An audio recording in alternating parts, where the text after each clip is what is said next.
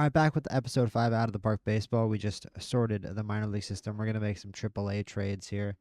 Try to strengthen this farm system by getting rid of some of the unnecessary depth guys. We had about a 52, I think it was 52 or 53 man roster here in AAA. Did a bunch more sorting in the minor league system. Let's go to transactions log for the Twins. Here's every single transaction that I just undertook. Christian Hernandez released all these different players. Lots of just honestly low potential guys from deep in the minor leagues. Promoted a bunch of rookies up into the higher minor leagues, into Fort Myers and Cedar Rapids. A couple got to go from rookie league straight to Double A, like Justin Mitrovic here. Shy Robinson, I remember, was a fun little find in terms of being a good fielder. Released some again some pretty rough players. Wee Pan, I sort of remembered signing him or getting him in a trade from Miami. Moved him up from high A to AAA. Kyle DeBarge goes up to Double A. Andy Liu goes up to Double A. We have a bunch of sorting to do. Released Ryan Presley, released Ryan Yarbrough, released Bo Brisky, Connor Gillespie, Sam Armstrong. Some of the depth relievers in the organization got released as well. And I made a little short list here of, this is our regular short list of the guys I want to deal from our AAA team. I think I'm going to start by trying Christian Rodriguez and Yorbit Vivas. I think those are probably the two highest potential guys here. Package them together in a deal. Vivas and Robinson. And I would trade Iowagi, but I don't want to cut his $1.6 million from the team budget because that's the cost to cut him. And I really doubt anybody wants him in a trade. Vivas and Christian Robinson. 4 prospects. I feel like even this is a little ambitious. I don't know how many teams are going to want those two. Yeah, nobody. All right. Welp. I think we may end up just having to cut some decently talented players from our AAA team, unfortunately. Nothing. Not even any veterans for Yorbit Vivas and Christian Robinson. Rather sad start to the episode. All right, let's reassess here. See if anybody even wants anything for Cooper Kinney. We're going to have to go forward a day. Nothing. All right, so this seems ill-advised. I think all these guys are just Trent Farquhar. Certainly we're going to have to cut. Let's try Carlos Rodriguez because there is something to Carlos Rodriguez. I mean, he's a useful player without a doubt. Doesn't strike out, runs the bases well, plays good defense. That's just depressing. So I'm guessing all 5 of these guys are going to have to go. Let's try it again with, let's try Vivas and Rodriguez. Similar kind of player, bat to ball guys. I don't really like cutting Vivas, and I don't really like cutting Rodriguez. Robinson I'm fine with. Although, again, I wish we could actually add something. Huskar Yanoa. Can we get anything for him? We can, actually. Nobody actually worth getting. And he's a minor leaguer. Again, I wouldn't cut these guys. I think none of these guys are really bad players. It's just the roster really has too many guys on it. And there's so many guys between Yorbit Vivas and even a spot on the major league roster that it's really not worth it. Carlos Rodriguez, I just think I'm going to keep. I like the avoid Ks. I like the speed. There's too many good things about him for me to get rid of him. Zach Thompson can borderline start. So let's see if anybody wants to trade something for him. Not at all. All right. Released as well. It's depressing. All right. So unfortunately, ultimately, not much we could do there. We just had to cut most of those guys from the roster. The AAA roster is down to 44, and believe me, that's after some pretty extensive cuts. But we'll take a look at this very important AAA roster. Lots of talent here. The catchers, Diego Cartaya, J.C. Escara, Yona Heim. Let's ask the manager for the lineup. Carlos Rodriguez leading off. Anybody? See, this is the problem. I don't really want Barossa, and I don't really want Veras not getting at-bats. Veras needs to be in Double A if he's not going to start. I'm starting to ask questions about Veras, though. But hopefully he dominates Double A and gets his game back together. They're liking Kalai Rosario. Let's ease off. If you know what, if we're gonna give him this kind of an opportunity, let's give him this kind of an opportunity. Give that power and that eye up. Really try to improve him at what he's already good at and make him an excellent power hitter. But hopefully Barossa gets more shots now. Barossa's now in the starting lineup. Emmanuel Rodriguez needs to be the centerpiece of this AAA team. He really should be on the major league team. He really should be in the starting lineup. Matthew Lugo, hopefully he can develop into something special. Alejandro Osuna, sorry. Lots of guys in the outfield on this roster. Abimelic Ortiz can also play the outfield. Alan Roden, the only guy not seeing starting time, and he's really not a bad player either. Michael Hellman is going to be a really good utility guy. And AAA, Ozzy Albies here as well. Trent Farquhar. This is a guy I wanted to get rid of. He's not really that good. We'll get rid of him. But Eddie Leonard, another guy who might be okay with the bat one day. David Mershon, if he can get that avoid K's up. He's obviously very good at defense, very good at running. But if he can really excel with that avoid K's, he can become an excellent infielder. Anthony Prado, gritty bench guy. Emmanuel Valdez, hopefully he gets some minutes and can improve that hit tool to a major league level. So it's not a bad AAA starting lineup at all. And we have not really gone through and done some harsher cuts on the pitching side. So let's do that now. Mason Barnett, not a bad mix, but we have some good pitchers here, obviously. Of course, Andrew Morris, we've talked about. Connor Prelip is a starter right now. I don't really mind it, honestly. Only a 3-pitch mix, but if that home run average can get up to a 50, 97 3/4 angle, it's not the end of the world. Zebby Matthews down here. Hopefully he can continue his development. Mason Barrett with a 4-pitch mix. Barnett, rather. My apologies. David Festa. Also down here, you could also have Alcantara start games. We're going to have to be pretty harsh with the guys that we cut off this roster. Pearson Ole is going to go. Never really thought about you. Wen Hui Pan. He's good. I'm gonna put him in Double A. We just promoted him from High A. Dylan Ray really has some potential to be special, but I like him a lot more as a starter. And I'd argue that I need him as a starter. I think he should be in Double A, Dylan Ray, and I think he should be starting. We're gonna force his role as a starting pitcher. Try to make his development go a little better. Otherwise, Andy Rodriguez hopefully will be a special reliever one day. Miguel Mendez is also awesome. Abel Mercedes, 22 pitchers. I actually don't think that's that swollen. Michael Giacone is going to go. Medina, Iowagi is the guy I would get rid of out of everybody. There's so many guys with so much stamina. I just can't. Iowagi's not that good. We're not going to get anything for him. But it just is what it is. I don't want to cut all that money. I don't want to cut somebody. We already cut Christian Robinson. I don't want to be too over the budget, but screw it, man. It's too many guys. 1.6 million hurts, but it is what it is. And that's 37 players. That's honestly trimmed pretty decently down from what it was before. Now let's check what happens to Double A now that we've added a couple of those guys. There's definitely some cuts we need to make from Double A, though, real quick. How many players do we have on this Double A roster?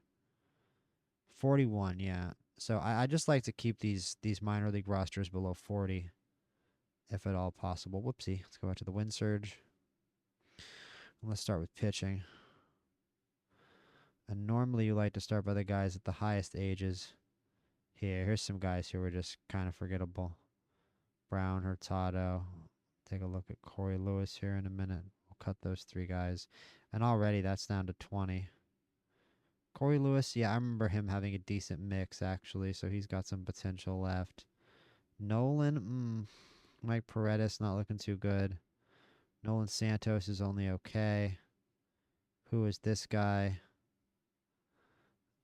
Ocean Gaboni, I remember. Yeah, okay, so Ty Langenberg. All right, so Ty Langenberg is kind of lame. And then Paredes and Nolan were both kind of lame. So we'll cut them, and that'll be 17 players, and that is a real proper pitching staff there for our Double A team. And there really aren't too many guys here. I think Rubel Cespedes we can get rid of. Other than that, I think the Double A team has some nice offensive weapons on it. Alex Ramirez can be a really nice center fielder if that power develops, man. He's already an excellent fielder, but we need to really focus him in on his power. I don't want his BABIP to go down to 45, but the power is really what needs to develop for our man Alex Ramirez. The power and the gap power. Let's not degrade his gap power or his eye, but I want that focus to be on power. But Alex Ramirez is a central part of this team. Ethan O'Donnell, not that big on him. I don't know why he would be hitting second. I'm going to actually just... He had good stats last year. We got him in a trade with Cincinnati. I'm going to be honest, I don't really care. I'm just going to cut him. I don't like that he's hitting that high in the lineup. And he's not that good. There should be somebody else. There should be another outfielder in that spot. Wilfred Veras, of course. Alex Ramirez, Gabriel Gonzalez. Okay. So Ben Ross takes over that spot. Bob Ross. I saw his name is B. Ross. I was like, Bob Ross? Ben Ross. Decent hitting potential. Tireless worker. Good right fielder. Good third baseman. Obviously got a good arm on him. Aiden Miller. Big third base prospect here hitting third. Already got his development plan all set. Wilfred Veras, too, as well. This is a pretty nice Gavin Cantuccello. Wow, that's an underrated hitter and a lefty as well, too. We're definitely going to give a boost to this guy's offensive game plan. Could be a very special player one day with lefty power hitting outfielder and first baseman. Actually, excellent first baseman. Gabriel Gonzalez, outfielder with good bat to ball. Kalen Culpepper, love to see him at second base. I want him to do well. Logan Tanner, I guess we could have a better catcher here in Double-A. Also Enrique Jimenez, and then Merrick Houston, who I am starting to be a little bit less optimistic about. His defense is important, but we need to add a lot more focus on the eye and the hitting for Sir Merrick Houston if we want him to develop properly at this point. And pitching side in Double-A, you've got Dylan Ray, who we just sent down here. Riley Quick, one of our best prospects. Emmett Olson, who we just traded for. Marco Raya, who's been a guy we've been looking at for a while, of course, down in Double-A. Ryan Gallagher struggles with injuries a little bit, but not a bad pitcher. And then Luender Avila, who I'm going to force start Luender Avila as well. I want him starting for now. He may be a reliever one day, but I want him starting for now. And we'll take a much quicker look at Cedar Rapids because all of these rosters are done. Yofran Castillo is our top prospect down here. Devin Saltibin also down here, and we'll make a better hitting plan for Devin Saltibin because he's already a good fielder and already a good runner. TJ Pompey down here as well. Definitely could use a similar focus off the running and off of the eye to improve his hitting ability. But yeah, those are the big three offensive prospects down here. Danny DeAndrade also worth keeping an eye on. Jake Jekalek down here on the pitching side. Adrian Bajorquez. Adrian Bajorquez. Good pitch mix. Starting pitcher down here. Kai Fike down here. Recent draft pick. Dasan Hill. Pretty good, actually, little pitching rotation down here in Cedar Rapids. It's going to be worth keeping an eye on if they can shut down batters. This might be a really good high A team. For what it's worth. Not that that's the most exciting thing in the world. I don't think our major league team is going to be any good or anything. Byron Churio down here looking like he's getting kind of stuck. I haven't been paid that much attention to the low A team, to be honest with you. Shy Robinson has a nice glove on him. Yasser Mercedes hopefully can develop a bat one day, but I'm not paying that much attention to this. Jason DeCaro is really the star of the show down here, our first-round draft pick from last year. Starting pitcher. Hopefully he can silence those bats in low A. So that does it for the minor league summary, and let's get started on simming season 2 here with the Minnesota Twins. We had a 10-5 win over St. Louis in the second game of the season, then drop the third game 6-0. Great start for Will Warren in his first start of the year. Dustin May gets roughed up a little bit. But it's a 2 for 5 from Taylor Ward, a 2 for 5 from Wallner, a 3 for 5 from Collins. You'd love to see the production from the middle of the order, and Brooks Lee taking home 3 RBI, continuing to be the best offensive player on the team. Oh, and Luis Heel. I don't know what's going on right now with this team. We are 5-1. It's been a uproarious start to the season for your Minnesota Twins. Nixon Garcia with a 348 clip.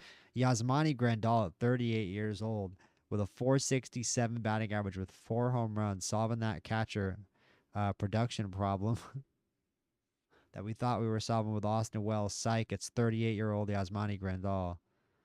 But it's a 4 for 5 with 3 RBI from Nixon Garcia on the Tigers, 2 for 5 from Grandal. Brooks Lee, another 3 RBI. He's got 8 RBI on the year. A great 7 innings. Sorry, not 7 innings. Actually, not a great start from Cam Sittler, but Emmett Sheehan comes in and shuts it down out of the bullpen. And this team just continues to win games, followed by a 6-2 win. Taylor Ward and Isaac Collins pitching in. Walker Jenkins with a 2 for 3, hitting 286. But Luis Heel, who has been one of our most important guys, goes down with a 5-week-long injury. Another guy added to the injured list. And he's going to go on the 15-day, and we got to bring somebody up. Joe Ryan coming back in 7 to 8 weeks, by the way. How that affects us depends entirely on the state of this team when he comes back and this team's record. Right now, things are looking pretty good, but that can change, of course. We're going to be facing former Twin Robert Gasser here to start the Houston series. Connor Prelip is the guy we're going to bring up, both because of his stuff. Because of his stuff, he did a great job in the major leagues last year, and he's a lefty, and he can start. What's not to like? 3 reasons to bring up Connor Prelip from the minors here. All right, so we're 6-1. Well, let's finish this Houston series. 6-2. Watch it. Hey, 13-1 over Houston. We are 7-2. This offense is showing up and showing out so far. Keishel, 3 for 5, 4 RBI. Garcia with 3 home runs and 7 RBI so far in the season. But it's Pasquantino with a 3 for 5 with 2 RBI. Wallner with a 3 for 5, which you'd love to see, up to 286. Isaac Collins at 323 with a 2 for 5. And then Lee and Wells producing from the bottom of the order. And this offense has something going on. I'll tell you what. This offense has something going on. If we can get even passable production out of our relief pitching, this looks good going forward. Kansas City, big divisional game. We get blown up for 13 runs there. Schlittler struggles. Sheehan, Colomb gives up runs. Okay. Yeah, this pitching rotation is going to get tested. 4-gamer against Kansas City, and it's the highs and the lows. It's 2-2. It's an 11-2 win. This offense keeps churning out production. Yasmani Grandal with 441 with 4 home runs and 16 RBI. He's got to be up there in some stats. He's leading the league, tied for the league lead in RBI, and he's second behind 80 avoid K Javier Sanoja for the league lead in batting average. He still has a really nice hit tool, though, with that 60 I, 50 power, 55 avoid Ks. You can see how it's happening. You can see why the game engine likes him so much, but he's already got 1.1 WAR, and I'm sorry, but as a GM, as the guy playing this GM game, I like that we're 9-4. I like that we're winning the division. I'm not starting to have playoff dreams with this starting pitching, but if we want to balance the team out and give ourselves some starting pitching, Yasmani Grandal, if he can put up a few wins above replacement and continue anything near this production, hit anywhere near 300, he can offer something on the trade block that can maybe help us balance this team and bring in a good starting pitcher. And maybe actually try to make some kind of a playoff push and work off this good early season progress. Not to get too far too fast. We could still be a dreadful team this year. All manner of horrible things can happen when you have pitching as questionable as ours. Okay, back tightness to Felix Bautista is interesting. Influence is throwing minimal, so I guess we can keep him. It's 1 to 2 weeks. We'll try to check if he blows a save. We're 1-1 with Cleveland now at a 10-5 record, and we win that big rubber game against the Guardians. It's a 3-run bottom of the 8th. Man, oh man. Nobody with more than 2 hits, but we get the job done. A gritty 4-2 win. Now we go take on the lowly Miami Marlins at home. Oh, and Chang has come off the IL. I kind of feel like Chang should get a rehab assignment right now with the way this offense is playing. I don't really want to throw a spanner in the works. I don't really want to throw a wrench in the works if we don't need to. Ronnie Mauricio hasn't not been producing. He hasn't stolen a base yet, but I don't necessarily know if Chang walks into the team. You know what? Let's just bring Chang back. I think he's slightly better than Mauricio. Mauricio can go to AAA. No, you know what? He's out of option years. Maybe we can trade. Do I really want to trade Chang? He was really good last year. He was one of the better bright spots on the team. But right now, I hate to say it, it doesn't really seem like we're hurting for bright spots. We're getting decent production out of the infield. This is a good one. This is a good question here with Chang. Who would we get rid of? Who would we send down? Connor Prelip at a 7 ERA. We've already got Colomb as a lefty. I mean, he's got a 12.7 K per nine, which makes it kind of rough. Look at Braden Fisher with a 21 K per nine and a 1.69 ERA. How's that for a reliever? And honestly, the starting pitching is kind of facing this shit right now, man. They're kind of doing their job out here. 3.38, 4.03, 4.96, 4.70, 4.05. You can't complain about it. We're fifth in starters ERA right now. And fifth in bullpen ERA. This is a lot better than I expected. I don't want to mess with it. If it ain't broke, don't fix it. Let's check what we can get for Chang. Just because I'm sorry, like I'm just kind of attached to Ronnie Mauricio. I get that Chang might be a better player. The 40 power means he can sneak one out of the yard. So I'd really like to get something here for him if we do trade him away. Okay. So there's offers, there's dudes. And I'm not opposed to strengthening either this pitching or this this minor league system. Look at Slade Caldwell. Some really nice prospects on offer here from Arizona. Look at Slade Caldwell here with the avoid Ks and the contact potential. Yeah, okay, so the best offer here is from the Diamondbacks, certainly. Yeah, I like Slade Caldwell a lot. Natural born leader, puts in long hours, great fielding stats, great running stats, great contact. We're going to go with Slade Caldwell, Jose Cabrera, and Jacob Steinmetz. Wow, this guy's not bad. Okay. So let's do, and I'm going to take Brock Wilken too, just because of the power in the glove. Why not? So let's do Caldwell, Wilken, and Cabrera and try to strengthen this minor league system once again. Caldwell, prospects,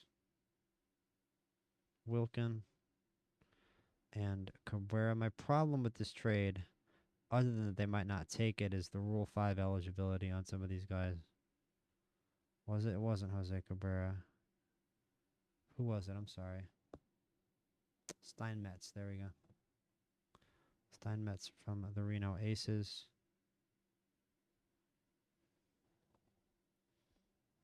We got to add somebody. Let's see. Kendry Rojas, not that good. Decent velo, other than not that good. So we're gonna go Tsung-Che Chang. Decent major league infielder. Kendry Rojas. Okay, control velocity prospect at 24. Maybe he could turn into something for Slade Caldwell, who could really be a star major league outfielder one day. Brock Wilken, first baseman with some pop and a good glove, and Jacob Steinmetz, who honestly could be a major league starter. This guy looks great. Great fastball, great curveball, great slider. Might not go up the long ball, has good BABIP, might have good stuff. The basic pitch ratings need some work, but he's only 23, and he's got size. He's 6'6". We're going to make this trade. I think we won that trade. And it sucks not to see Chang back, but you know what? We got plenty of infield depth, like I've said. Slade Caldwell. I think Slade Caldwell, he lit up Double-A, but I don't think they're going to start him. I kind of doubt they're going to start Slade Caldwell in Double-A. They do. That's interesting. Let's see what his ratings are. I don't want him to fall out of the lineup. Okay, we'll keep him. Maybe he can develop kind of quick. But we need to get in on his development plan here and make sure that that contact and that avoid Ks is the only thing that is getting focused on here. That avoid Ks and what else? Avoid Ks, BABIP, and then we can give him some running and some defense back. we're going to go psycho on Slade Caldwell with the contact. We need that avoid case to get up there. Steinmetz is on the 40. He's not ready, but he'll go on the 40. Brock Wilkins going to provide some power in AAA, I think. And Jacob Steinmetz is just going to go onto the 40-man roster. And hopefully to AAA. Good. All right, nice. So we're 12-5. We won the first game against Miami. But things are going great right now. We're first in home runs, most notably 4 from Taylor Ward, 5 from Grandal is nuts. 5 from Keishel is also pretty crazy. Is there any supplementary power off the bench here that we can speak of? Garcia with 3. Mauricio has 2. Jock Peterson with a homer off the bench. Wells with a homer off the bench. Guys doing their jobs. 3-0 loss to Miami. Lots of guys didn't do their job on that one. 11-10. Crazy dub. It's a walk-off, actually. Ronnie Mauricio with a walk-off sac fly in the bottom of the ninth to move us to 13-6. Nobody comes off the bench. Pasquantino 3 for 4. Ward 3 for 5. Grandal 3 for 5. Jenkins 2 for 2 with 3 walks. Fantastic stuff from Walker Jenkins. It's a 3-game series. I think this is the New York Yankees, correct? Nope, it's the Mets. You never can tell. After a few years, the Mets, Canning, Boyd, and Sangal on the mound for the Mets at Citi Field. It's going to be Sandoval, Warren, and Rocker for us. We lose game 1. Not Rocker in game 2. It's Schlittler. We lose game 2. And it's our first sweep of the season. And not only does Connor Prelip get in a fight with Brandon Nimmo and get suspended, but we take our worst loss of the season by far to end the sweep 13-6. And I do not like the optics here. Dustin May gets blown up. Will Warren gets blown up. Prelip, honestly, on the suspension with a 12 ERA, making me feel like he should probably get sent down. Maybe we give him a few more chances, but these bullpen ERAs are starting to look rough. A couple starter ERAs over 5, and that's just after 1 series. So, like I said, we had a good start to the season, but our over 500 status with this pitching was always going to feel up in the air. And if the hitting stops, then oh boy. Jock Peterson wants to be a cleanup hitter, and that is ungodly annoying. He's also not producing off the bench. There's a 6-1 win over Detroit. But we got to keep a lookout for Jock Peterson also making problems in the clubhouse, and just for problems in the clubhouse in general. And Felix Bautista there in the closer spot also struggling to about a 7 ERA as we take a look at the monthly scouting update. Not anybody that I'm super engaged with. Jacob McCombs is a slightly interesting prospect that I haven't mentioned really yet. Ethan Bass, you see a few guys there. This guy looks like he got worse. This guy's just on the international complex. He's not bad, though. We win game 1 over Seattle 4-3. Lose game 2 3-1. Lose game 3 7-6 and 10 at home. That's rough.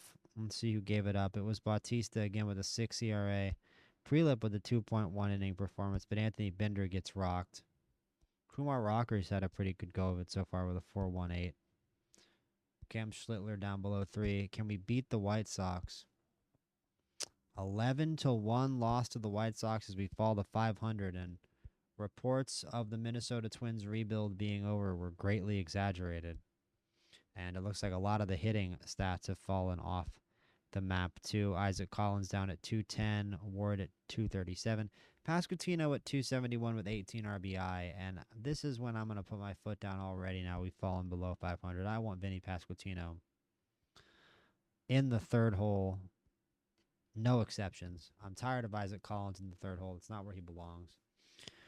Nason Garcia's had a pretty decent year. Luke Keishel, 333, I guess, is good enough to stay in the leadoff spot when we don't have a more tried-and-true leadoff hitter. I guess Isaac Collins could be that guy. I mean, if Yasmani Grandal is going to keep hitting 355, he could be that guy. Walker Jenkins, man. I'm going to lead off Walker Jenkins. You can't hate me for that. You cannot possibly hate me for leading Walker Jenkins off. That is a good decision. He is more qualified to lead off than Luke Keishel, and it will help his development in many ways. Let's see how much that helps the lineup. And they just hit Keisha lead off anyway, but Pasquantino is third. Jenkins hits eighth again, but Mauricio continuing to succeed. 3 home runs, 10 RBI, 234, not too bad off the bench. And Taylor Ward doing his job, 7 home runs, 14 RBI, a 3 for 4 with a bomb there, hitting 254. And we've got 3 against Baltimore in Baltimore. This feels like a big series. This feels like a telling series. Baltimore with Gibson, Dietrich Enns, and Grayson Rodriguez. The Orioles are 7-26, so I don't think this is going to be a telling series. Clearly, the Orioles not doing as good of a job rebuilding as I did when I was managing them. 7-26 is kind of crazy. It seems like it's a pretty bad. Yeah, Simeon Woods Richardson is your closer. It's the bullpen.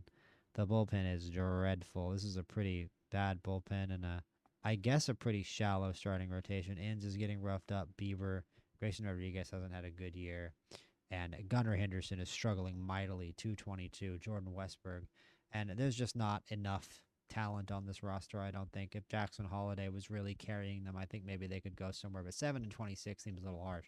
Hopefully we don't get blown out by them at all. Hopefully we don't lose any games to them. And right as I say that, we lose 10-0. Hopefully we don't get blown out. 10-0 loss. Rocker gets rocked, pun intended. Prelip gets himself sent down to the minor leagues. I am sick of Connor Prelip getting blown up every game. Is there anybody else who can help us? Does anybody in AAA want to come up? We've got Steinmetz, we've got Matthews, we've got Festa. Andy Rodriguez is here. Andy Rodriguez isn't really ready. How is Brandon Pfaadt done? Brandon Pfaadt, 17 innings to a 1.59 ERA. Let's bring up Brandon Pfaadt. 14-2. So, I said let's not get blown out by the team that was 7-26 coming into the series, and so far we are getting outscored 24-2 through 2 games. And we actually managed to win the last game. I can't believe we didn't get swept. At this point, I'm just doing my basic job, sitting back and looking at the team. Zach Gallen sticking out like a sore thumb. Felix Bautista sticking out like a sore thumb. So many guys on this team are doing a fantastic job. Our defense is also brutal. We'll get to that. Our defensive efficiency and zone rating. We can address that in a second, see what we can do about that. But really, Zach Gallen with the 8 ERA, unacceptable. Felix Bautista with the 8 ERA and only 5 saves. I mean, how many games has he blown? How many losses? He already has 2 losses. I don't know where to find blown saves. Let me see here. Expanded pitching stats. He's only blown 1 save. But you know what? It's bad. You shouldn't have an 8 ERA as the closer. So, Gallen 8 ERA, Bautista 8 ERA, and then Matt Wallner, once again. He hit 198 last year. He's hitting 186 this year. It's like Joey Gallo all over again, and I'm frankly sick of it. We can find a better outfielder than that for the lineup. I'm thinking no nonsense when it comes to an approach to this team because so many guys are showing so much good stuff, and so many guys are showing so much bad. Right, Dustin May near an 8 ERA. There's just guys where like if they don't settle down soon and start showing me some results, man, I don't know what to do. All right, now we do have a series against the Yankees. It's Max Fried against Cam Schlittler. First game, we lose 7-1. Game 2, it's a 2-0 victory. Let's see who managed to twirl a gem there. Will Warren against his former team. Colomb, Fisher, and then Bautista manages to actually get a save against the Yankees with 2 strikeouts. You'd love to see it. It's Bubich versus Kumar Rocker. What does Kumar Rocker have to say for himself in the Bronx? 12-2 loss. Luis Heel coming off the injured list, however. But, yeah, we're getting put in our place sometimes by the big boys here this season. This is rough to look at. Brandon Pfaadt with 5 earned runs out of the bullpen, man. We tried. We tried with Brandon Pfaadt. I think Brandon Pfaadt is the guy we're going to send down, though. Now that Luis Heel is back, and unfortunately he's got to clear waivers. So it's only 4.1 innings. It just seems like a little bit of a short sample size for somebody when, like, can we send, a Dustin May down to the minors? I don't think so. No, he can't be. He refuses to be demoted. Neither of them are performing well, so I don't really have much sympathy. I borderline think Zach Gallen should already be on the trade block. but I also think Dustin May should be on the trade block. I don't mind any of them being on the trade block at this point. Emmett Sheehan definitely can't go on waiver. That definitely can't go to the minors. He definitely has to go on waivers, so that's tough. Yeah, we're just gonna waive in DFA Brandon Pfaadt. Man, he's not that good. He's not that good. He's definitely not as good as Luis Heel in terms of being a straight 1-for-1. We're definitely improving the team. Got 3 games against the Giants. Back home to Minnesota for a 9-7 walk-off win as Matt Wallner knocks a walk-off 2-run home run in the bottom of the 10th. Pasquantino 3 for 5. Brooks Lee with a home run as well. Pasquantino with a home run as well as Wallner with the walk-off. Brooks Lee with 2 hits hitting .305. Once again, I say it. Brooks Lee, the best offensive player on the team. It's a loss at San Francisco. And we drop 2 out of 3 at home to the Giants. And now we've got another one against the Yankees. It's Will Warren. Can he do his thing against this team again? Former team again? No. And we blow this one. And man, oh man, is that going to be a... It is going to be on Bautista again. His ERA is up to a 9 in 0.0 innings pitched. He gives up 4 runs. Let me, what does it say? Yeah. He gives up a walk-off grand slam. We're up 5-3 in the 10th inning.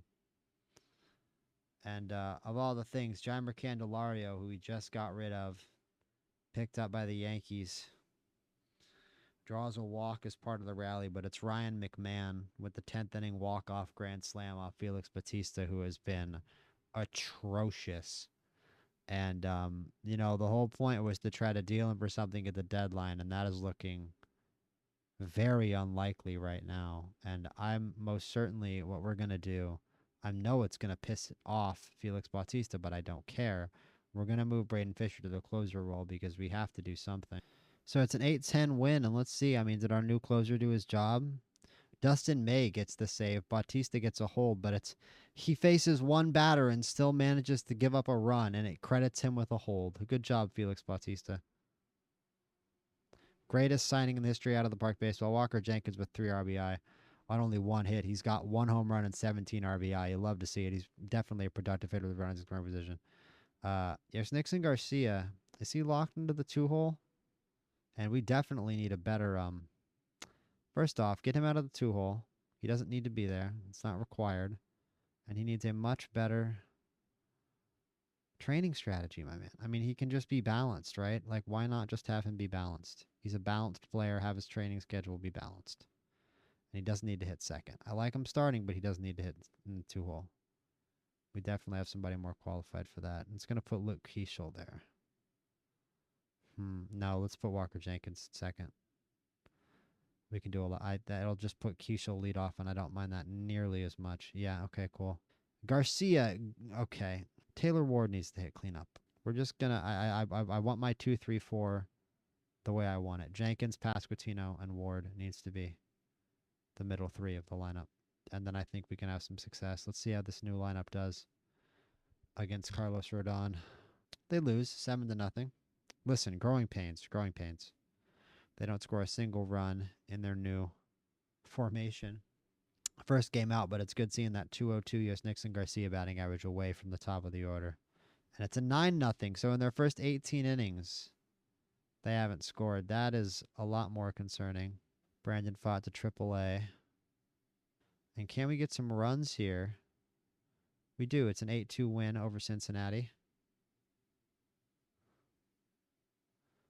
Schlittler, Bender, Colombe, and Sheehan. Sheehan with nearly a 7 ERA. And of the 8 runs, looks like Jenkins did work, Collins, Garcia, and Matt Wallner with a 4-for-4 with 2 RBI. Love to see it, getting that batting average back up over 200. But we are still out here losing games. And now it's a test against, is this the Cubs or the White Sox? It's the White Sox. Battling the White Sox here for last place in the Central. It's a 13-3 win behind the bat of Jock Peterson. Pasquantino, Jenkins has a great game. Collins has a great game. Pretty much everybody did their thing here.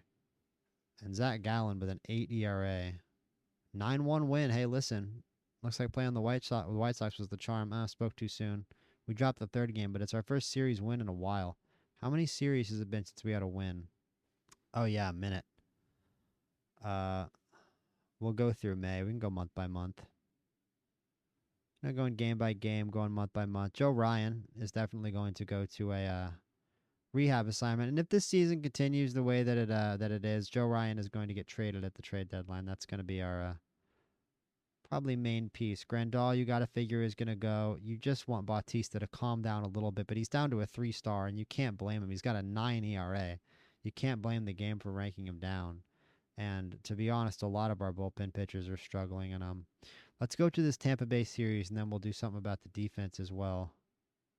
Got about a month out to the draft. And our minor league teams are doing pretty well. You look over here. Saints are 26 and 23. The Wind Surge are 27 and 18. The Colonels are 27 and 18. Player development update. Yost Nixon Garcia. Overall rating up to a 3-star. Love to see it. Brock Wilken improves his first base defense. Eddie Slendert improves to a 2.5-star. Yolfran Castillo improves some stuff.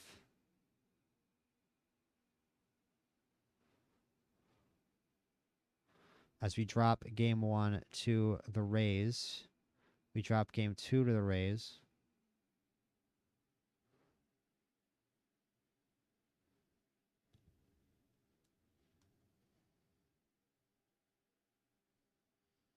And we win game 3 against the Rays 8-3 to salvage the final game of that series, as Taylor Ward has 10 home runs now. And Zach Gallen looking kind of like the only real short straw in this pitching rotation, but Bautista with a 10.8 ERA. I think at some point you just got to get rid of him straight. I think that maybe the next time we have a chance to call somebody up, we just have to get rid of Felix Bautista, because a 10.8 ERA, I mean, he truly is just giving up runs in every game. Every time he goes out there, he gets bombed on. 3 runs in 0 innings, 1 run in 0.1 innings, 2 runs in 2 innings, 3 runs in 0 innings. He's literally never getting the job done. He must just hate playing in Minnesota. He doesn't like the cold. There, that's the reason. He must just not like the cold. I can't think of any other single reason why he's playing this badly. And Ronnie Mauricio, look at that. I think Ronnie Mauricio making me regret trading Chang. Do we have anybody? Matt Wallner's on a hot streak. That's nice. But do we have anybody who can maybe replace Ronnie Mauricio? Because that is pretty dreadful showing there from Ronnie. Matthew Lugo can slide in, maybe. Let's see. Anybody else? And AAA for that infield spot. Ozzy Albies, of course, has done pretty well down in AAA. Emmanuel Valdez, if he could run, man, if he could steal bases, I might consider it. Mershon, Prado, Valdez. It's not going to be any of these guys. None of these guys are really. Can Jorge Barrosa play the infield? Nope. So we are definitely struggling at the backup infield spot, unfortunately. I'm definitely regretting that trade. None of these guys down in Double-A are even approaching ready. I want Billy Amick to develop, so I'm going to send him down to High A if he can even go. Remember Ronnie Simon? Ronnie Simon is hitting. Okay. So you know what? This is kind of insane. And I don't really do this in Out of the Park Baseball in terms of kind of picking a random guy. Maybe Edison Paulinho hitting 393 in Double-A would be a similar candidate. But Ronnie Simon has a decent hit tool, plays a billion positions.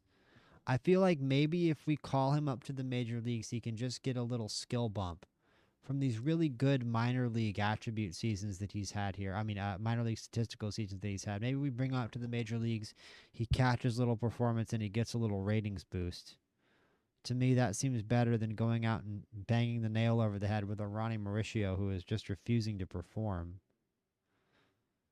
So let's try to trade Ronnie Mauricio and see if we can get a decent minor leaguer for him. Because if not, I don't really know what we're going to do. Okay, so we are getting some offers.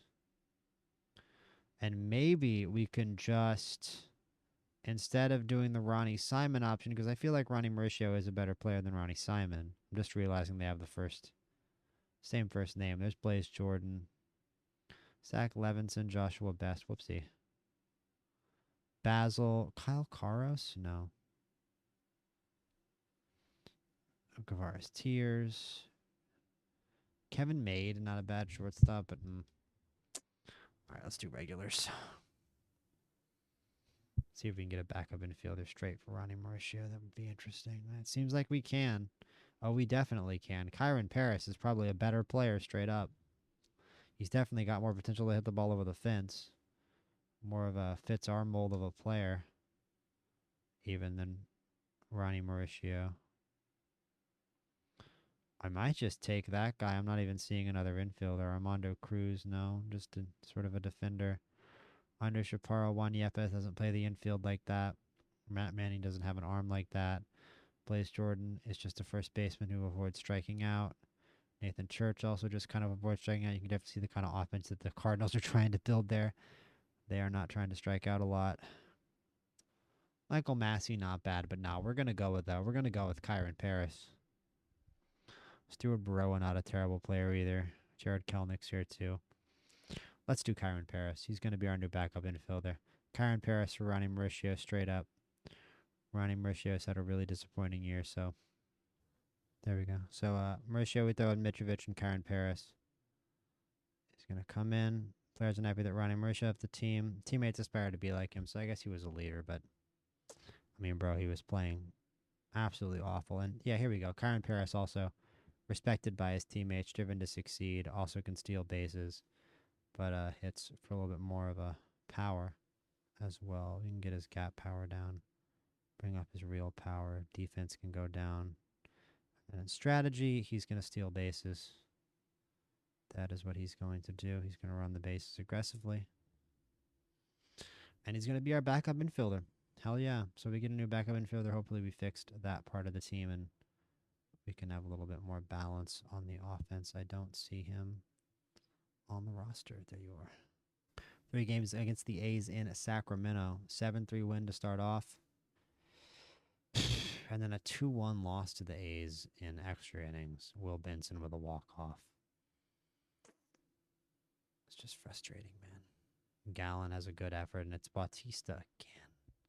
It's Bautista. You can hear the pain in my voice. This is just ridiculous with Felix Bautista, man. We're going to have to name this episode after Felix Bautista. It's ridiculous. Minnesota Transitions, what? Minnesota Transitions Technical Academy. Okay. But we're going to go with the just top guys in the draft. Only have a certain amount of guys we can look at, so we'll just go after the very top guys. I don't think we got a very good pick in the draft. If I recall, we're picking 6th. And I think we have one more player we can add to the Combine watch list. So let's just do those guys. Pretty easy. 2-0 win over the Dodgers. Who pitched the gym? It was Sandoval. Bautista manages to not blow it. He walks a guy but strikes out 2, and then Fisher gets the save. We can sweep LA here. We can get close to 500. And I spoke too soon. As we drop that game, we dropped 2 games in extra innings, and I just have a feeling. Felix Bautista, there we go. Gave up 2 runs on 4 pitches and a home run. This guy is done. I'm finished. 9.68 ERA. I'm just done. Did he blow this game too? Did he blow back-to-back games to the Angels? No, he got 1 out in that one. It was Fisher who blew that one. Great. So the guy we replaced him with blew it. Now it's Toronto. Okay, wait. We win the first game. Colombe gets the win. Mears blows the save.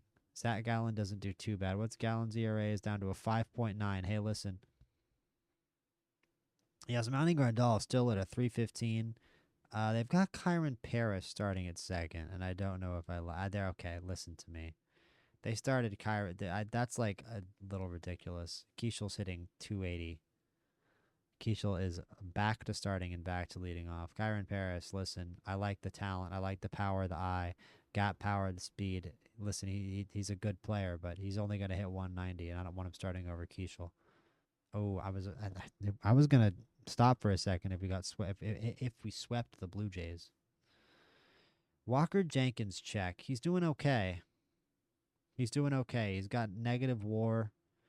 The power is not there, and it's the main focus of his development right now. I'll give him a little running back, and I'm going to try to give him a little more contact just to try to pull him through. Pasquantino isn't even getting on base at a 300 clip. So Isaac Collins is over a 400. So I sort of am starting to see the logic of hitting Isaac Collins third if they want to. And they're just going to put Yost Nixon Garcia third, who's got a 312. I'm going to force Isaac Collins. You know what we're going to do? We're going to hit Isaac Collins second. And we're going to hit Walker Jenkins lead off. Damn it. This is my baseball team. This is my baseball team. We're going to hit Walker Jenkins first. And we're going to hit Isaac Collins second. The lefty, switch hitter, righty. Garcia in the 3-hole is who they do. I'm less concerned about the 3-hole right now. Matt Wallner down in the 8-hole with 10 home runs is kind of crazy. I'm going to put Luke Keeschel 8th. I know that's weird to lock somebody to the 8-hole, but I want Matt Wallner. They're never going to hit Matt Wallner 9th. I want Wallner hitting 6th or 7th. I don't want him hitting 8th. There. Okay, so the lineup now is Jenkins, Walker Jenkins, Isaac Collins, there's Nixon Garcia, Taylor Ward, Vinny Pasquantino, Yasmani Grandal, Matt Wallner, Luke Keeschel, and Brooks Lee. And Brooks Lee is, as always, the best offensive player on the team. Is he actually? He is tied for the team lead in RBI at 34. 256, 634. Only a 302 on base percentage, 97 OPS plus, but he's got a 0.5 WAR. And on that note, we need to check out the defense on this team because I think defense is definitely one of our weak points with a negative 32 zone rating. So let's go to strategy. And let me look at the position ratings basically by position. So Matt Wallner's playing right field. He's got a good arm but doesn't have great range. So that leans me toward we need to do more outfield shifts. Garcia's really good in left, and Jenkins is okay in center. So I'd say we can turn up the outfield shifts a little bit. Brooks Lee's got good range for a shortstop. It pushes his WAR up, his defense. Yeah, Collins, I'd say we're going to guard the lines because I think Collins and Pasquantino aren't the best. So let's guard the lines and let's call for more shifts. I think that should probably help. We're going to guard the lines a little more. Let's do 3 lines more frequently or 2 lines more frequently, and then outfield shifts. We're going to do 2, and shift depth, we're going to do 3 because I know we have a big outfield. We're going to hook our starting pitchers normally, and then we're going to hook our relievers a little quicker. Favor the lefty-righty pitching matchup. Favor the lefty-righty batting matchup. There are no pitchers. I'm going to pinch hit for position players a little more often because I haven't seen him doing it as often as I would do it. I don't want to squeeze play. I don't want to bunt for hits. I don't want to sack bunt. We can use the hit and run a little more often. Base run average and then steal a little aggressively. I don't mind that. Okay. I just think that we need to be smarter with our defensive strategy because we are honestly not that defensively strong of a team. And in the future, we need to prioritize defense just a little bit more when it comes to player transactions if we want to really build a winning ball club. But let's keep advancing here to the draft. Keeschel day-to-day for a week. We shut out the Rangers. They get 8 hits, but it's Will Warren, Adam Bautista, and May who come together. Nice to see Bautista and May contribute to a shutout. We faced Jacob deGrom. We beat Jacob deGrom 8-1, 17 hits. It is tremendous. Jenkins 4 for 4 out of the leadoff spot. Collins 2 for 5. Ward 2 for 3. Grandal 3 for 5 continues his great campaign. Kumar Rocker with a great start. Binder, Mears, and Colomb help him finish it off. And can we sweep Texas? We can't. It's a 2-1 10-inning loss. That is a shame. Who blew the game? Fisher gave up the run, but it was not earned. He had 2 strikeouts. Gallen with a great start, continuing to drive his ERA down from that disaster start. And man, I mean, our starting rotation, 9th in ERA, is a lot better than I expected our starting rotation to be. Sandoval 5-5 with a 3.09. Warren 5-5 with a 3.89. Cam Schlittler 1-4 with a 4.28. Zach Gallen 2-5 with a 5.53. And Kumar Rocker 3-5 with a 3.17. Braden Fisher, the closer, with a 3.75. Other standouts in the bullpen include Luis Heel, who's come back and been successful, Nick Mears, who's always been great for us, Danny Colome, upping his trade value, Jason Adams. So, I mean, trade chips, man, no doubt about it. I mean, Danny Colome has made himself very present, and Yasmani Grandal is definitely putting himself in the shop window, and I think it's a matter of time before we actually, you know what, honestly, I don't really want to put him in the on the trade block right now. Joe Ryan is going to get put on the trade block as soon as he comes back. I think that it should actually be about time for us to bring back Joe Ryan. Um, and I think I'm just gonna quit on Dustin May. His skills have atrophied. He doesn't have that same attribute list that he did before. A lot of that blue has turned into green, and I think that the days of optimism for Dustin May, despite his velocity being up at 100 miles an hour, are in fact over. Dustin May is going to get waived and designated for assignment. Joe Ryan is going to get brought back from his rehab assignment where he struggled to win 11 ERA in AAA, but we're not going to pay attention to that, and he's going to rejoin the starting rotation as the ace, I would assume. Yes, sir. And it's not his first start yet, but it's good to have him back. And we're talking about trade pieces. There's the big one. Joe Ryan, Yasmani Grandal, and the guy we're going to put on the trade block right now, Danny Colome and Felix Bautista, although we're going to need a lefty to replace Danny Colome with. And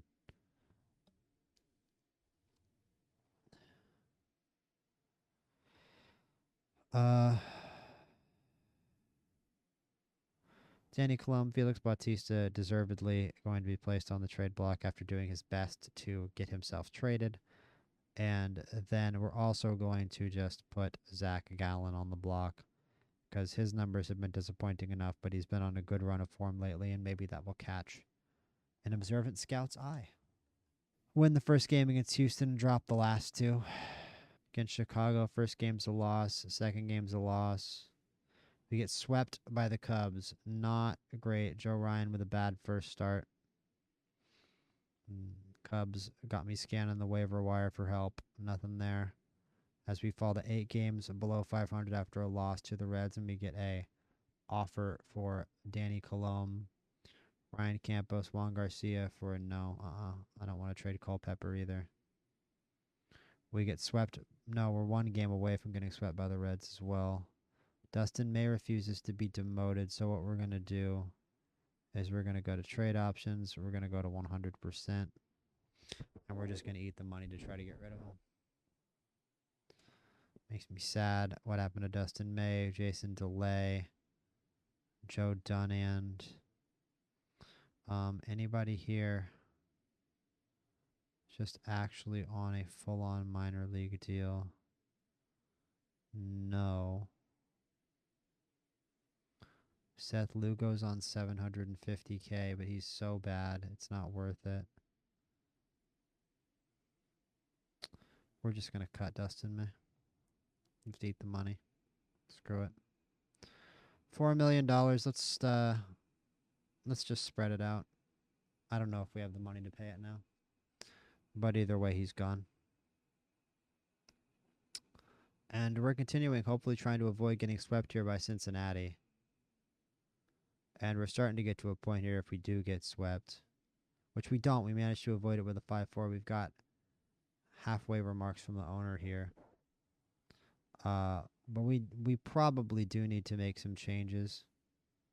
Looking around, I mean, Ward hitting 205 at the cleanup spot. I mean, I feel like we moved into the cleanup spot and he didn't exactly reward us for that. Let's go back into his development and move up that avoid Ks a little bit. Try to improve that batting average on Taylor Ward. But the 4-hole is going to be not so written in stone anymore. It's not going to belong to Taylor Ward. Hopefully they move people in and out of it. After that, let's look at our owner goals. Probably not good. He wants me to do better in the second half, even though we did pretty good. Current position is 10th and improvement 13 teams batting average, so we improved the batting average, which is nice. Bring in a power hitter. He says Taylor Ward is close. Increase attendance. We have not done so, I don't think. It says sometimes we're trying to alienate our fans, and the international field of harvest is plentiful, whereas you've been. There's plenty of decent international free agents. And he says he's good with the progress that I have made. So let's go play the A's. There's a win. Jock Peterson is still mad. We're just going to put him on the trade block. Kind of can't believe I didn't remember to do that already. On that note, let's see Kyron Paris. He's actually been really good. 281 is at a 306, so 306 isn't great. Stolen bases, he's got a stolen base, so he's been doing his job. But Jock Peterson, Taylor Ward has a bit of a contract to play out, so we can't put him on the block quite yet. Austin Wells has been honestly pretty dreadful. Let's put him on the block as well. Really, just like, why not? So yeah, lots of guys in the trade block for us at this point now. Should be a pretty busy deadline here. 4-gamer here against the Athletics. Wait, we get a development update. Just scroll through it here. Don't see anything big. Billy Amick, nice. Get some improvements after we bring him back down. I mentioned that. I was getting nervous about how his development was going, but he seems to like being back in low A. Anyway, sorry, high A. Can we not get swept by the A's? Things are just brutal right now. Things are just brutal right now. These are not great times at Target Field for the Minnesota Twins. 20-3, never mind. Not good times at Target Field. We have plenty of good times at Progressive Field. It's a 10-run 8th inning. 6 RBI for Isaac Collins, 4 for Garcia, and 3 for Ward. The middle of the order punishing the Cleveland Guardians. Paris with a home run off the bench. Lee. Did Lee go 3 for 2? Hey, guys, that's not possible. Just telling you, OOTP. I don't know what kind of glitch that is, but you can't go 3 for 2. Oh, no, he went 1 for 2. I'm sorry, I was looking at the wrong row. He went 1 for 2. I'm stupid. He went 1 for 2. 1 for 2 with 3 RBI and 2 walks. That's still crazy. Keishel scores 3 runs on no hits. Awesome. Interesting stuff happened in this game. Look at Cleveland. It's just Ramirez and Cruz with their home runs. Our home runs are much more evenly spread out. Garcia with 11, Ward with 14, Wallner with 13, Keishel with 10. Lots of RBI too. Lee with 44, Wallner with 40. This team can really score runs. You got to respect our offense. And Walker Jenkins is a big part of it there in the leadoff spot as a rookie. Having a really great rookie year. We might not win. We might not make the playoffs, but we're gonna have a guy in Walker Jenkins who's gonna make something of a rookie of a year case at least. Tommy Pham on waivers, no sir. And I am looking forward to the draft. Things have been very, very rough lately. Atlanta up by 3. We blow that with a loss. I feel like we're winning a lot of times the first game and then blowing the last 2. There we go. Managed to clutch up a win there. They score a run on us in the 9th inning, but it's not enough. Bautista all the way down to an 8.10 ERA. Wow, amazing. Fisher is our closer, still with a 4 ERA. So we're basically still struggling at the closer spot, and I don't really see an obvious 9th inning guy. I think Braden Fisher, really, with his stuff, is the obvious 9th inning guy over Bautista. But you know what? Let me be real here. We're not winning anything this year, and Bautista needs to be in the shop window. We might as well just move him back into the closer role and put him back up in the shop window. You can call me crazy, but this is not a winning move. I'm not trying to win by doing that. I'm trying to facilitate a trade because I'm trying to get rid of Felix Bautista. And Joe Ryan hasn't been great either in his brief time in the shop window. 2 starts, almost a 5 ERA. As we lose to Tampa, we lose another one to Tampa, and it is time for the Major League Baseball draft at last as we have fallen to 12 games below 500. Our starters ERA still sits 9th. Patrick Sandoval, Will Warren, Cam Schlittler all having good years. And who got knocked out? Kumar Rocker with a 5.8 ERA, so not great. But Luis Heel is a bit of has some starting potential, and he's got a 3.65, so you can't hate that either. But yeah, it's been a bad year pitching and a bit of a better year hitting. We're 8th in batting average, 3rd in on-base percentage, which was awesome. 6th in home runs. We were 1st at a time, 3rd in stolen bases. We don't run the bases well. We should maybe chill on the base running, but the bullpen's been brutal, and the defense has been brutal as well. We've done a good job striking batters out, but when they put the ball in play, we really don't handle ourselves too well. Taylor Ward, 15 home runs. Matt Wallner, 15 home runs. Vinny Pasquantino with 11 home runs, but not even managing a 300 on base percentage. Same problem with Taylor Ward. The guys on the team that do hit home runs don't really seem like they're getting on base much. It's a funny problem. Matt Wallner, actually, all things considered, probably has become our most effective offensive player. And maybe you could see him in the middle of the lineup. I don't like that at all, though. I'm not really a big Matt Wallner fan. But we'll see you back again for the draft. All right, it's a new recording session, but just wanted to do the draft to finish off this episode and before I go to bed.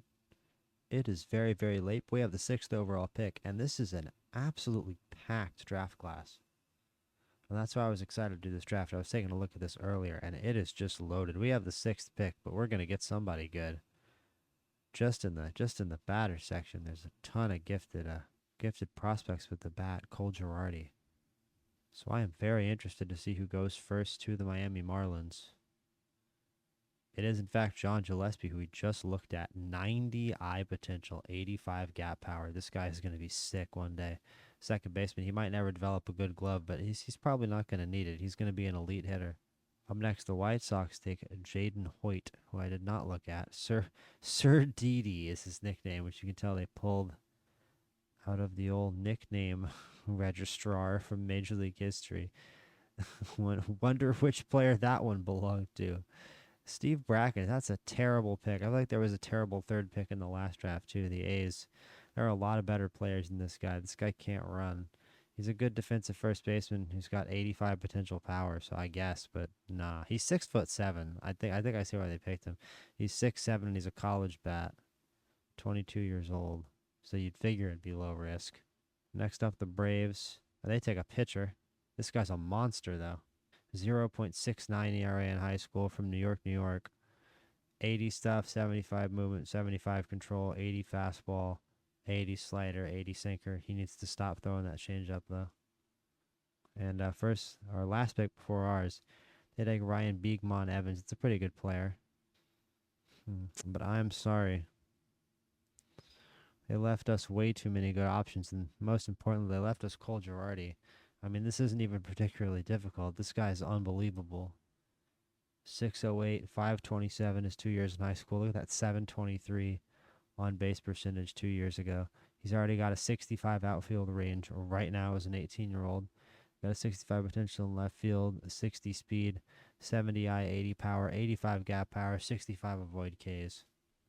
And you've got Dylan Briggs, who's maybe a little bit more ready as an outfielder, but I just think Cole Girardi is way too special. We're gonna take him, and I mean that's in a pretty decorated, gifted draft class. I'm just gonna go right to him. There's a lot of guys with a lot of potential, and I think there's gonna be a lot of major league talent that comes out of this draft. Carlos Aparicio just sounds like a future Hall of Famer, but Cole Girardi feels like a future Hall of Famer to me, and we're gonna draft him. Bonus demand recommended slot. I'm just going to meet his bonus demand.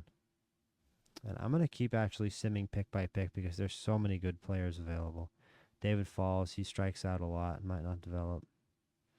For the Rockies, Dylan Briggs, there's a really great player. That's the guy we almost took. Goes to the Orioles immediately after.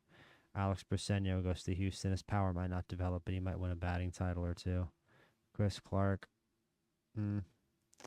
He might give up the long ball. That might not be the smartest pick. Right now, I mean, I didn't even look at pitchers. There's so many hitters, I didn't even look at the pitchers.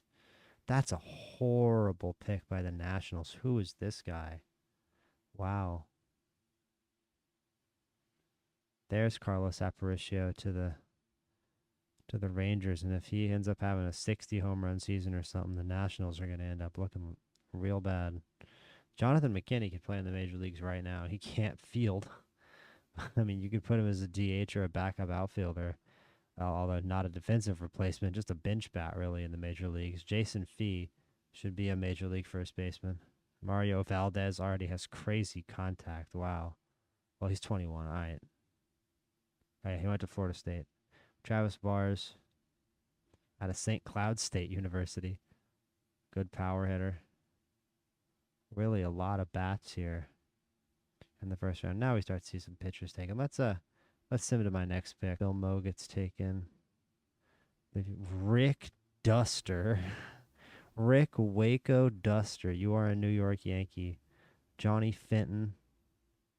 Stephen Caloris. Mike Lafferty. Some great names.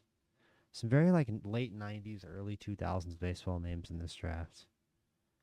I've been noticing. Where's my draft pool? There we go. Doug Sexton, another one. Dusty Sexton? It wasn't even, I read Doug Sexton. Dusty Sexton is even better. He's not, I don't want to draft him, but like Edgar Dragovich, this guy can hit. So he's after games to lift weights a few times a week. I don't doubt it. He's got some power. Yeah, Dragovich, Daniel Jordan. Daniel Jordan, this guy can play baseball.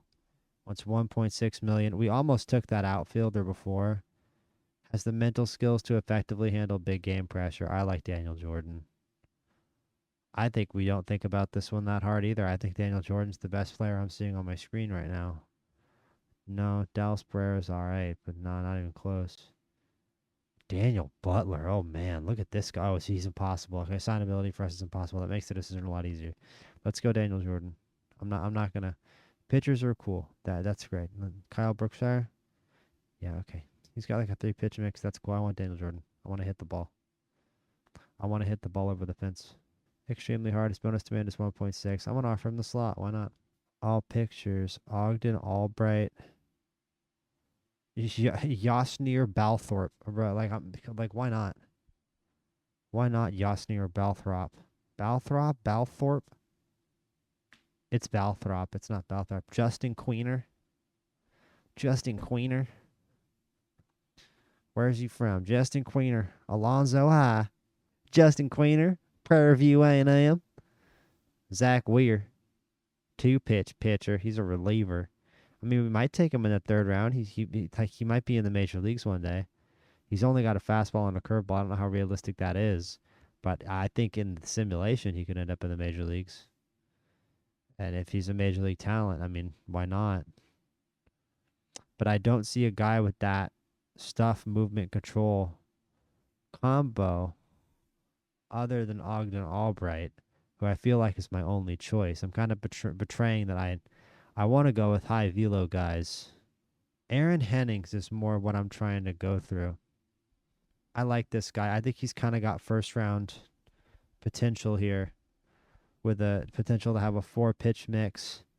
No real bad pitch, at least not yet. One of these pitches could fail to develop, though, and he could develop a bad pitch. But right now, he doesn't have a bad pitch. 91 to 93, potential to go 95 to 97. Normal 3/4. Can you tell that this is the guy that I'm thinking about picking? Because Aaron Hemmings is the only guy that I've seen so far. We can try to sort by stuff. Mike Tillman. This guy's going to be a really good relief pitcher one day. Malcolm Major, a relief pitcher, 2 pitches. Zach Weir we already looked at. I'm not seeing it, guys. I really like Aaron Hennings. Let's take Aaron Hennings. There he is, Aaron Hennings. We're going to meet his demand. Says he's a very hard sign. Hopefully he signs with us. Next pick for the Minnesota Twins. Ogden Albright is still here. He's not that expensive. He lacks velocity, but I just like the mix of skills. I'm going to take him. Ogden Albright. We'll do recommended slot. I'm just going to keep giving these guys the higher number. I don't care. I don't want to have any issues with signing any of these guys. I want this rebuild to have a good backbone of talent. Dave Herring, not that good. Justin Queener we looked at. He just doesn't have the stuff potential. Not a great velo. Maybe take a look at some hitters. I have a feeling there's going to be some good. There were so many good hitters at the top of this draft. I have the feeling there's got to be some good depth hitters in the middle part of the draft. Batting potential. Daniel Butler, Bobby Pittman at 3rd base. Mike Friedman. The draft is definitely thinning out now. Daniel Butler, definitely the best player available, but he's an impossible sign. Jimmy Barbour, he's got good power. You know what? Straight shooter, hard worker, high school bat, but he's good. I like the um I like the 65 fielding potential as well. So we'll do Jimmy Barbour, and we're just gonna do offer slot. But I think we've had a really strong draft so far, actually. Although it is a very deep class, and now I think we're gonna take Zach Weir. We've seen a few good relievers. I think now is the time to take one of the good ones. We've been looking at Bobby Pittman for a while. If they're not going to take him, I will. I think he's a good late round pick. He might never develop into a major league third baseman, but you know what? He's got the third base ability. He's got the arm. He doesn't have the range, the error, or the turn double plays, and he might never. But he's got a good hit ability, and he's got a cannon of an arm, which counts at third. So we'll give him a shot there. Bobby Pittman. I mean, it's not exactly like third base is a potential that's always chock full of elite prospects. It's tough to find real third base prospects sometimes. Found this outfielder, Chris Hall. He's pretty talented. Uh, doesn't maybe have the speed that I want, but it says he's got the range. He can play left, he can play right. I trust the bat to develop one day. If he can develop any power at all, he's got elite contact, so he could definitely be a useful player. So we're going to take Chris Hall. Danny Avila is a decent catcher with decent bat potential. He may not develop, but this draft is really starting to thin out now. Here in round 9.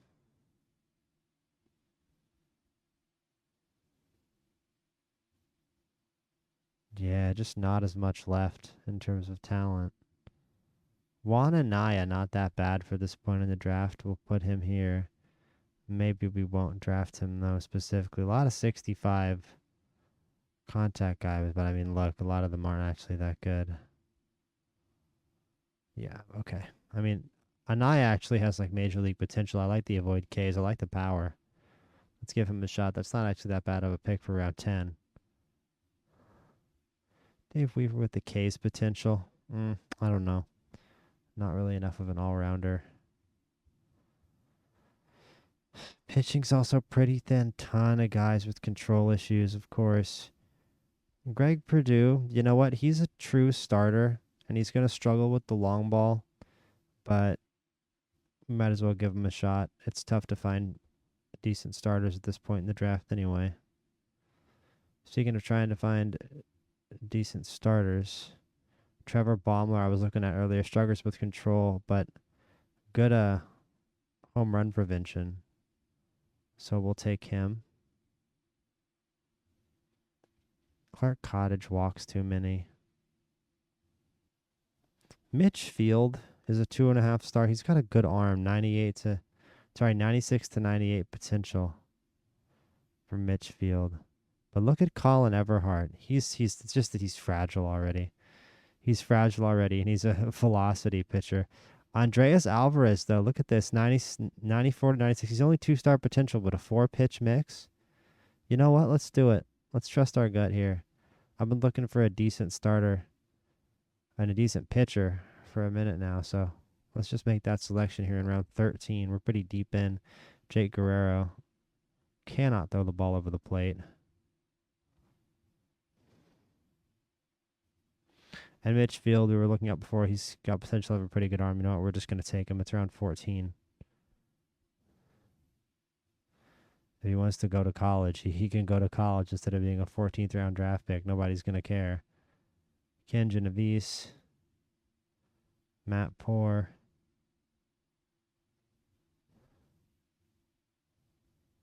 Dan Weaver.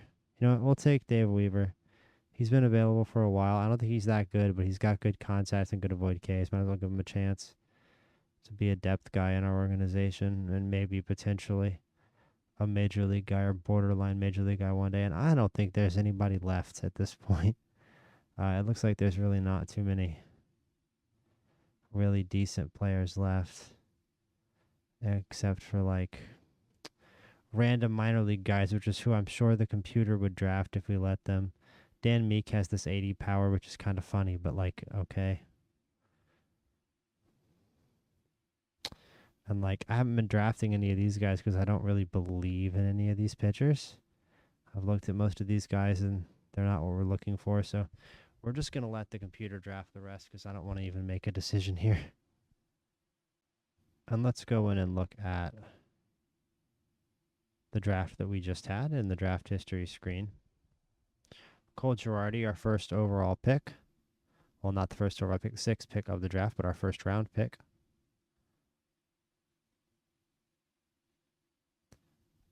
Our second pick is Daniel Jordan, very talented center fielder. Big power, give big gap power.